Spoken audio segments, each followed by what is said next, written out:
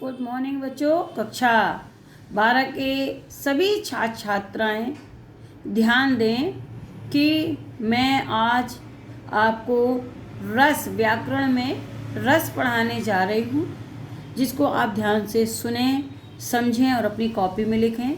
वैसे तो ये आपकी कॉपी में लिखे हुए होंगे, फर्स्ट ईयर में पढ़ाए गए थे, फिर भी आप इसको फिर से एक बार देख लें। रस माने होता है आनंद, हैं?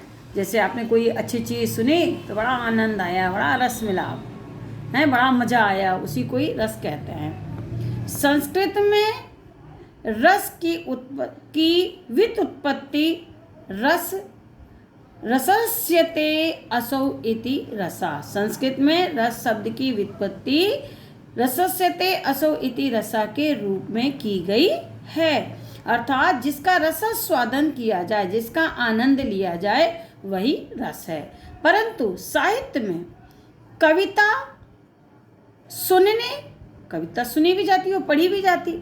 कविता सुनने, उपन्यास को पढ़ने एवं नाटक को देखने से जिस आनंद की अनुभूति होती है उसे रस कहते हैं। आप ये भी लिख सकते हैं साहित्य में, ये कविता को पढ़ने अथवा सुनने, उपन्यास को पढ़ने एवं नाटक को देखने से जिस आनंद की अनुभूति होती है उसे रस कहते हैं। इसके 4 अंग हैं: स्थायी भाव, विभाव, अनुभाव और संचारी भाव। अब आपको समझना है, पहले स्थायी भाव समझेंगे, फिर विभाव समझेंगे, फिर अनुभाव समझेंगे, फिर संचारी भाव। कि स्थायी भाव क्या है?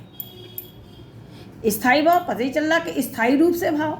प्रत्येक सहृदय व्यक्ति के हृदय में हमेशा जो भाव विद्यमान रहते हैं वह स्थायी भाव कहलाते हैं। प्रत्येक सहृदय व्यक्ति के हृदय में हमेशा जो भाव विद्यमान रहते हैं स्थायी भाव कहलाते हैं। यद्यपि वे सुप्त अवस्था में रहते हैं, फिर भी उचित अवसर पर जागृत एवं पुष्ट होकर रस के रूप में परिणत हो जाते हैं, माने बदल जाते हैं। प्रत्येक सहृदय व्यक्ति के हृदय में ये स्थायी भाव विद्यमान रहते हैं। ये सोए हुए रहते हैं, सुप्त अवस्था में रहते हैं।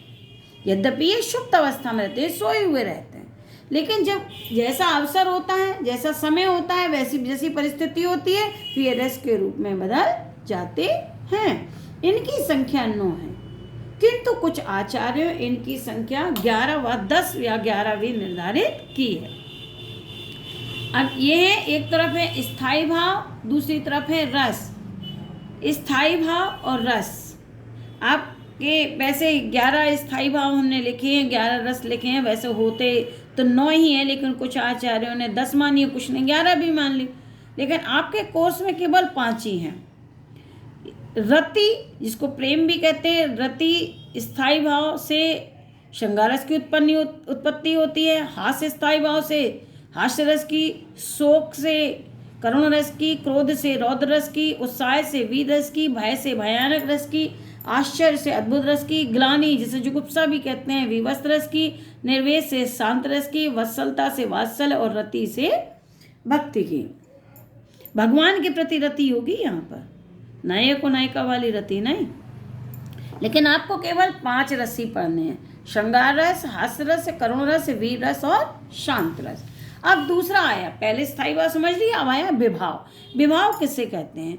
जो कारण, ब्रैकेट में लिखा है, व्यक्ति, पदार्थ और परिस्थिति दूसरे व्यक्ति के हृदय में स्थायी भाव को जागृत करते हैं, विभाव कहलाते हैं। जो भी कारण हो, परिस्थिति हो और जो भी पदार्थ हो, वह उसके कारण जो दूसरे व्यक्ति के हृदय में जो स्थायी भाव जागृत होता है वह विभाव कहलाता है। ये 2 प्रकार के होते हैं। नंबर 1 आलम्बन और नंबर दूसरा है उद्दीपन। लेकिन आप आलम्बन देखिए, नंबर 1 है आलम्बन विभाव, जिस व्यक्ति अथवा वस्तु के कारण कोई भाव जागृत होता है।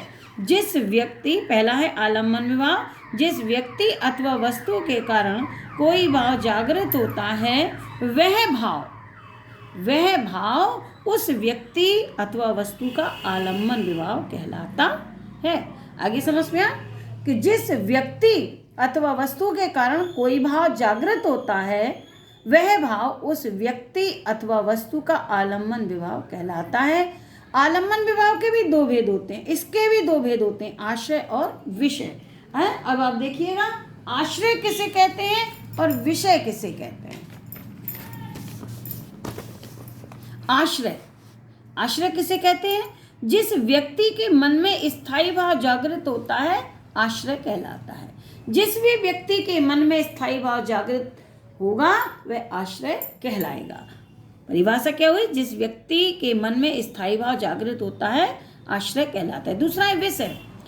विषय जिस व्यक्ति अथवा वस्तु के कारण आश्रय के मन में या चित्त में, ब्रैकेट में चित्त लिखा है, आश्रय के मन में स्थायी भाव जागृत होता है उसे विषय कहते हैं। जिस व्यक्ति वस्तु के कारण, कोई परिस्थिति भी हो सकती है, कारण आश्रय के मन में स्थायी भाव जागृत होता है उसे विषय कहते हैं। उद्दीपन विभाव।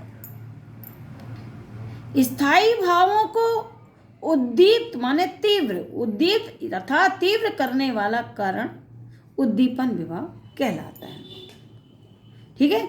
अब जैसे आपका जो है स्थायी भाव, आपके हृदय में प्रसन्नता हमेशा से विद्वान रहती है, विद्वान है।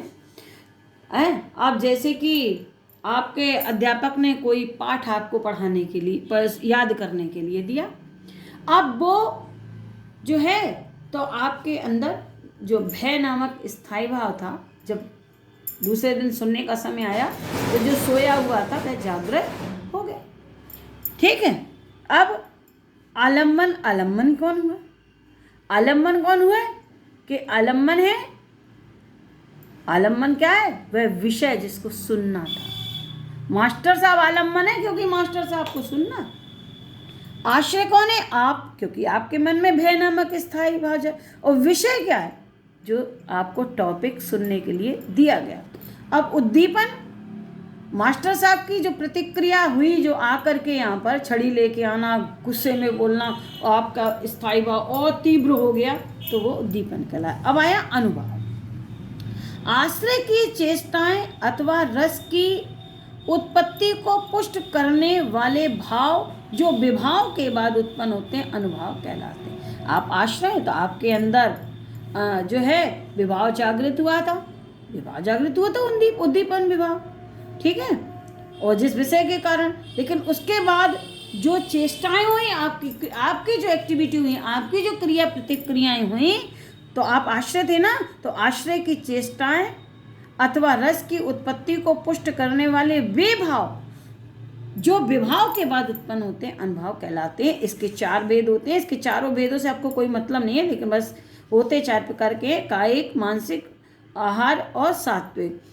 जब आपके अंदर कोई शरीर में कोई चेष्टा हो, प्रायः शरीर की कृत्रिम चेष्टाओं को कायिक अनुभव कहते हैं। मानसिक अनुभव, मन में हर्ष, विषाद आदि के उद्वेलन को मानसिक अनुभव कहते हैं। और मन में भावों के अनुसार अलग अलग कृत्रिम वेश रचना को आहार अनुभव कहते हैं। और सात्विक अनुभव शरीर के सहज अंग विकारों को सात्विक अनुभव कहते हैं।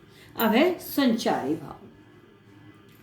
जो भाव स्थायी भावों को अधिक पुष्ट करते हैं, जो भाव स्थायी भावों को अधिक पुष्ट करते हैं, उन सहयोगी भावों को, स्थायी भाव तो स्थायी रूप से विद्यमान है, उन सहयोगी भावों को संचारी भाव कहा जाता है। जिस प्रकार समुद्र में लहरें उत्पन्न होती हैं और उसी में विलीन हो जाती हैं, उसी प्रकार स्थायी भाव में संचारी भाव उत्पन्न और विलीन हो जाते हैं। बच्चों, आज मैं आपको यहीं तक पढ़ा रही हूँ, इसके आगे कल पढ़ाऊँगी। धन्यवाद।